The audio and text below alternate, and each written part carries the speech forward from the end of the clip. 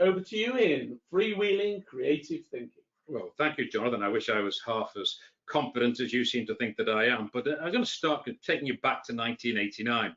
In the summer of 1989, I woke up alone in a sparse concrete 12 by 8 room with just a bed in it and a concrete sink nailed into the wall, and above it only graffiti. I'd not been arrested in New York City, but I was a stereotypically hard-up law student, and I'd arrived in America on my own in New York City with a view to working in America on a student visa.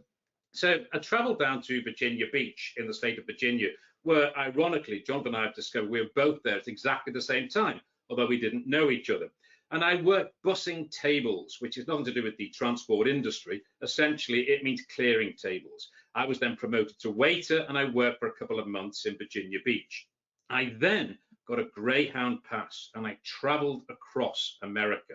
Literally, I would go from state to state, just looking around from a position of superiority, as you can see in the coaches, looking down on the scenery, from the coach seats the coach windows that you can see there. And so I saw a different America when I was there. Basically, it was different from the movies.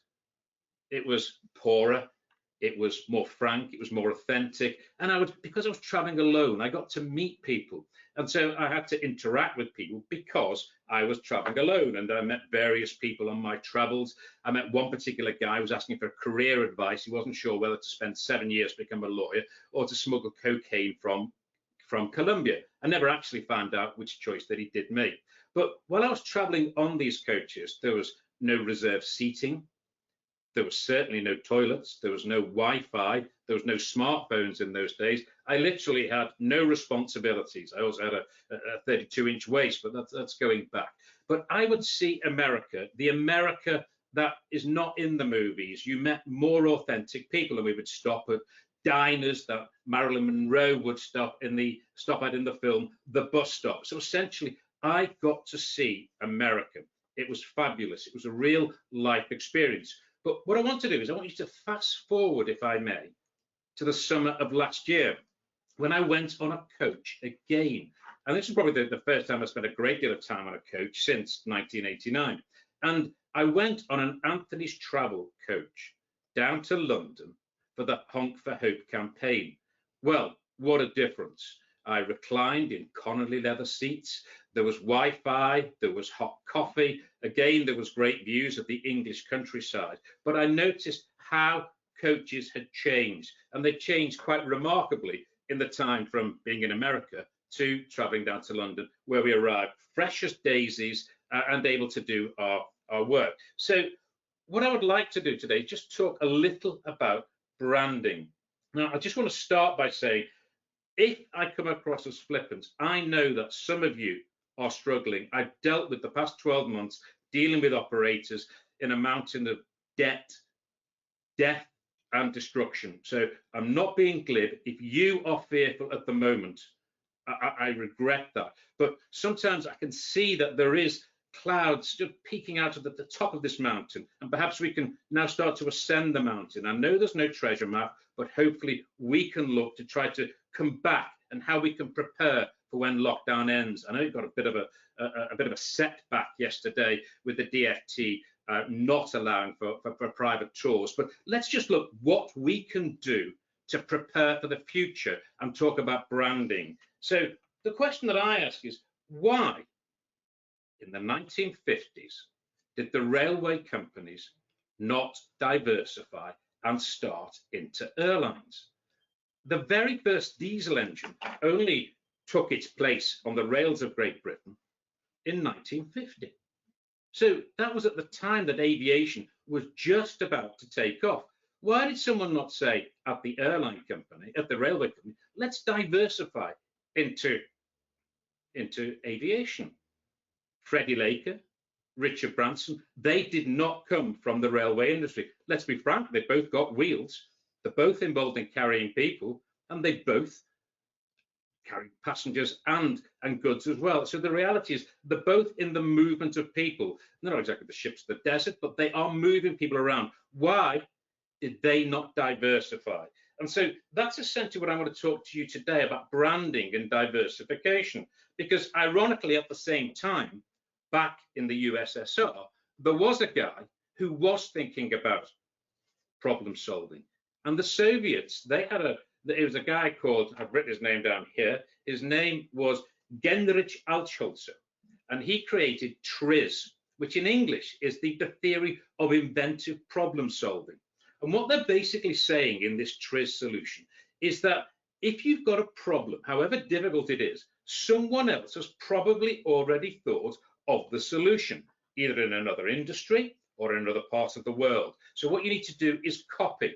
So Picasso said, good artists borrow, but great artists steal. And that's what I want you to think about doing, is borrowing from other industries. When a chef goes into the kitchen, he doesn't invent vegetables. He just uses the vegetables that are there. When Boeing are creating a new airplane, they don't start with a blank piece of paper. They innovate.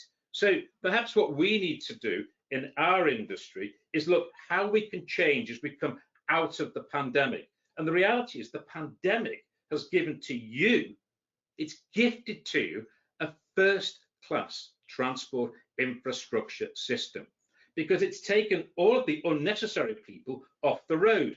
Business people like lawyers who are traveling up and down the country for ridiculous, non-productive meetings, they've now gone because they're all on Zoom, which has given you brilliant roads for you to do what you do best, which is carry people or goods. So what I would like to do is, how can you engage, as we wait for the lockdown to finish, with your prospective customers? And so, in terms of inventive problem solving, the reason I put Downton Abbey there is going to meetings was a bit like Edwardian dinners. You had to dress for dinner because everybody else was doing it. That's now gone. No one has to go for these non-productive meetings. Essentially, you can go onto Zoom. So that's the slide for Downton Abbey. But the question I ask you is, how would you describe a piece of toast to an alien? I just have to think about that. Just have a moment. How would you describe a piece of toast to an alien? Well, this question was asked by a very famous advertising company when they were interviewing for advertising people in their agency. And so there was all manner of beautiful descriptions about warming the bread of heaven and lovely discussions about how you would describe the intricacy of the bread. The winning answer, it went like this. Bish bong boo, ding ding ding ding ding. That was the winning answer. And the reason being, the advertiser knew that you have to talk the language of your audience, not the language that you prefer to talk in. So that's what I'm going to talk about today, is about how you can talk the language of your clients, talking about your operators. And in terms of TRIZ, looking at other ways of dealing with things. And the legal profession had to deal with this. The legal profession, when we started this business 20 years ago, there was a phrase: you either need to get big, get niche, or get out. And so as the market's changing at the moment, maybe you need to get niche if you are not big. So let's just have a look at niche. So we're going to talk about niche, and we're going to talk about branding. And so on Wednesday night, Real Madrid came over to my native city of Liverpool, and somebody attacked the coach and broke one of the windows. Some hooligan smashed the coach of the Real Madrid coach. And so the vehicle, not Zinedine Zidane, the man. So someone broke the coach.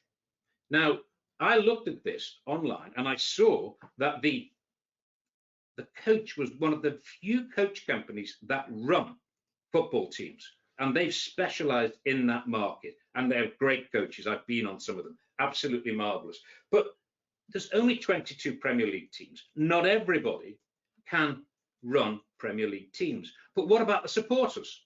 I might choose to get on a coach that had the Everton livery, but I would never hire a coach that had the Liverpool livery. So what you need to do is dice down into the market and look at what you can do to get niche, so that you can look at your market. You need to find a gap in the market and then market in the gap. And I know a lot of you are doing this already, and if I'm preaching to the converted, all well and good, but I just want to have a look at some marketing ideas. And people don't buy goods and they don't buy services. They buy people, they buy stories, and they buy magic. So That's what Steve Jobs understood. That's actually his waxworks, and I might come back to that in a minute. But people buy magic. So let's learn from the best. So let's have a look at some adverts that have taken place over the years. Who remembers the Sheila's Wheels advert? It was really irritating. It was the Go Compare Man of its day.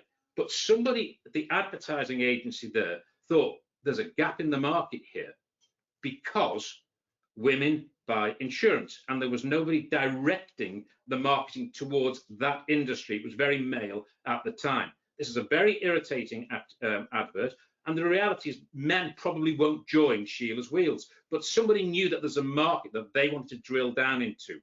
I know the coach company that branded up the Brexit bus, and I don't think they particularly advertised that fact, but let's look at that. 49% of the population would never get on that bus. 51% of the population will be delighted to get on that bus because it means something to them. So basically what you can do is dice the market. And so look at the market and say, where can I go within this market to find my niche? We at Backhouse Jones have looked at transport, and that's what we focus on. But look at the Rosa Parks bus. So if you look at the Rosa Parks bus at the moment, this is a very famous bus, probably one of the most famous buses in the world, because Rosa Parks refused to give up her seat. At the moment, Black Lives Matter is a very important association for many people. Perhaps you could look at that market and put your livery in those particular colours. Sorry, I turned that off before. Okay, so I've broken. We're not having him on the webinar again. Cardinal rule there. Okay. So, how many people visit Great Britain? Sorry, is that off? How many people visit Great Britain as tourists? The answer is 45 million.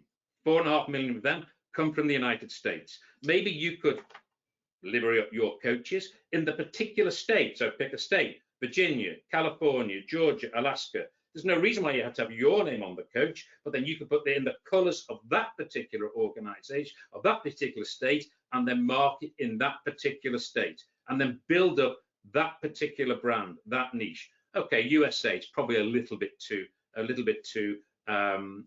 well known. What about Belgium?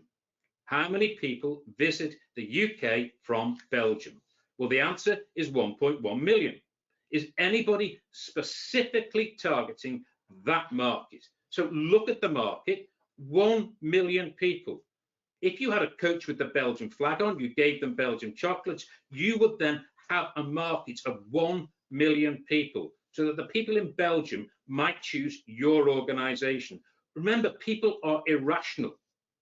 They perceive, they feel, they act, and then they think. So you need to look at the feelings that are out there for your marketing. Next slide, please, Chloe. If you look at how, oh no, sorry, there's more to come on that one. How many people play golf in Great Britain? 945,000 people play golf twice a month. There's a market of 940,000 people. You could take them to new areas, to new golf clubs. How many people get married in Great Britain? 250,000 people, apart from the pandemic. Pre-pandemic, 250,000 people get married in Britain every year. Perhaps you could specialize in that market. I know people carry people to weddings on coaches, but the reality is if you had a bus or a coach that had Princess Grace of Monaco on it, or you specialized and you went out into the internet and sponsored websites just on marketing, then that might be your niche. So what I would also say about coaches, and I know I'm concentrating on coaches here, but speed. Sandra Bullock was not impressed by speed. If you remember the film, the bomb on her coach would activate at 50 miles per hour and would detonate if she went below 50 miles per hour. You should not be, as a coach operator, having gone to London on the Anthony's coach, it was marvelous. I am not interested in speed when I'm on the coach. It is so comfortable. Cruise ships do not advertise their speed. No one has yet to invent the hydrofoil speed, the hydrofoil ship, because the reality is the journey is part of the holiday. You sit me down on a coach with an Edwardian armchair, coffee and the novels of Sebastian Faulks. You can take the back roads for all I care. So market on what you're providing. As we look at holidays this year, there's going to be staycations. Perhaps we should also be looking at how you can aggregate people so that they can go on their holidays, because I don't fancy traveling to Cornwall, but I would go on a coach if it was marketed to me. Okay, I think the next slide there, Chloe. So technically speaking, you're correct. And I know a lot of you are invested in your tech, but the Uber map is absolutely marvelous because you can see when the taxi is coming for you. And we travel from our office to Preston Station on a regular basis. The car park at Preston Station is not fit for purpose. When the Sicilian Mafia meet with the Freemasons, item 1 on the agenda is how on earth do you get a car parking place at Preston Station? The station and the rail and the station have been disconnected. The reality is you should be able to book a parking space and book the train ticket at the same time. They've been separated out. Whereas if you can have your Uber map with your coach taking me and my family with a table and coffee down to Cornwall, I am up for that. So in terms of the technology, connected together. So what I would also say about this TRIZ idea, whereby you can learn from other industries. Look at the hospitality industry. When I go to a hotel, I have no interest whatsoever that they have a Corby trouser press. I never use the damn thing anyway. But the reality is the Corby trouser press, I expect it to be there. I'm not interested. But you put a sprig of lavender on my towels and I get excited by that, because what I'm doing is the hotel is doing more than I expect. So if you're doing more than is expected, that is going to get people feeling good about your organization. And so ironically, reputation and branding is about what people say behind your back. So tomorrow we're going to have the funeral of the Duke of Edinburgh.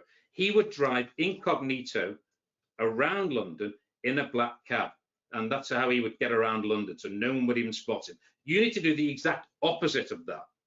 You need to get noticed, and in getting noticed, I suggested the other day to the coach industry that whilst they have to have social distancing on buses, and at the moment there's a red cross and there's a green tick.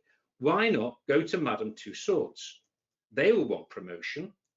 Go to Madame Tussauds, borrow President Trump. He's not doing anything at the moment. Borrow Meghan Markle. Take the waxworks of David Beckham. Put them on the coach, and then people can sit next to a waxworks, and they are separated from other people. That might get you on the news. So it's all about getting recognition. And then also branding, because when we talk about branding, designing a brand identity, which is what we've done at Backhouse Jones, you have to ask yourself, who are you? Who needs you? How will they find you? Why should they care? Because brand identity is tangible and it appeals to the senses. You can touch it, hold it.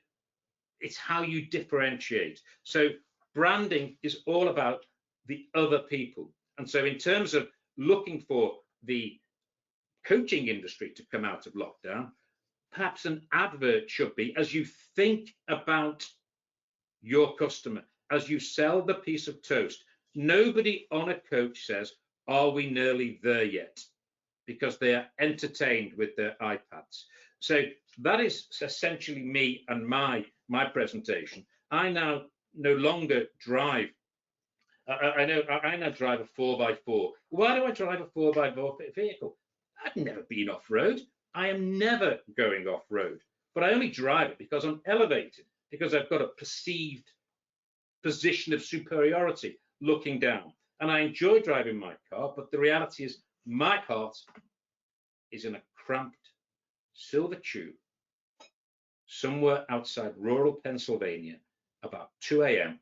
as I'm driving overnight to avoid spending to avoid spending for a hotel in America. So that's my presentation, but I'm just very conscious that I have focused on the coach industry because I've only got 20 minutes. So I'm going to leave you with this excellent brand here to assist you in the haulage industry. Now, Whoever drafted this was a marketing genius. Now, you might be aware of the hidden sign. I'm now, if you want to tune out, I'm now going to tell you something that you are never, ever going to be able to unsee. And every time you see it, you're probably going to hate me. But if you look at the FedEx logo, it's not especially able to be seen from first glance. But if you look between the E and the X, you will see there is an arrow. How clever is that marketing? That was hidden there so that it will be discovered by people, and it's not especially noticeable. So if you see the FedEx logo, you will then look at that crop, you will look at that arrow and think, damned, Ian Jones told me about that. That is my presentation. I hope it delighted you, and I'll pass over to my work wife, Julia.